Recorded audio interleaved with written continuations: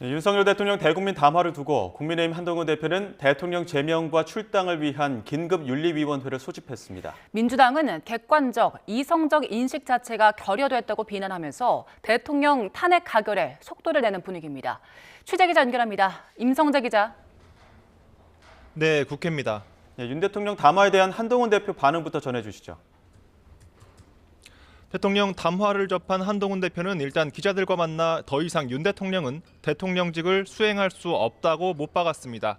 그러면서 여당은 당론으로서 이 대통령 탄핵에 찬성해야 한다고 강조했습니다. 한 대표는 특히 대통령 제명과 출당을 위한 윤리위원회 소집을 지시했습니다. 앞서 한 대표는 주말로 예상되는 탄핵안 표결에 참석해야 한다는 의견을 주변에 밝혔지만 이 구체적인 찬성과 반대 여부에는 말을 아껴왔습니다. 하지만 윤 대통령이 조기 퇴진에 응할 생각이 없다는 것을 확인했다며 이 대통령은 군 통수권을 비롯한 국정 운영에서 즉각 배제돼야 한다고 주장했습니다. 이어 이 다음 탄핵안 표결 때 여당 소속 의원들이 회의장에 출석해 이 소신과 양심에 따라 이 표결에 참여해야 한다고 목소리를 높였습니다. 한 대표는 원내대표 경선을 위한 의원총회에서도 이 대통령 담화는 이 내란 혐의를 자백한 것이라고 말해 이 친윤계의 거센 항의를 받기도 했습니다.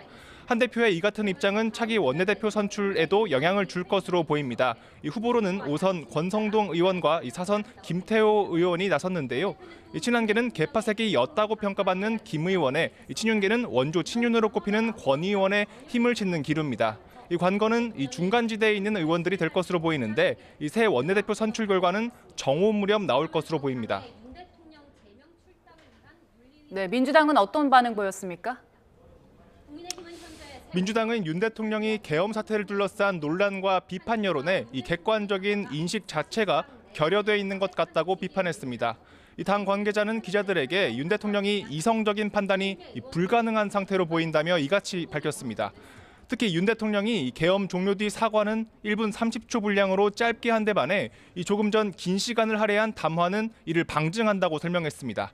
그러면서 윤 대통령 발화 자체가 또 하나의 반헌법적 사례로 남게 될 것이라고 지적했습니다.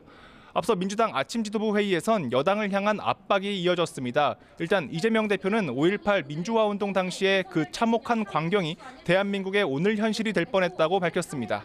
그러면서 이 쿠데타를 막는 우연 중 하나라도 삐끗했다면 우리 앞에 지옥이 펼쳐졌을 거라며 윤 대통령은 이제 그 자리에서 내려오라고 강조했습니다. 박찬대 원내대표도 내란 수괴인 윤 대통령은 국민의힘 1호 당원이라고 강조하고 나섰습니다. 결국 이런 상황에서 이 국민의힘이 탄핵 반대 입장을 계속한다면 내란 공범임이 명백해질 것이라고 꼬집었습니다. 네, 오늘 오후에 국회 본회의도 열리는데 여러 안건들 올라오죠?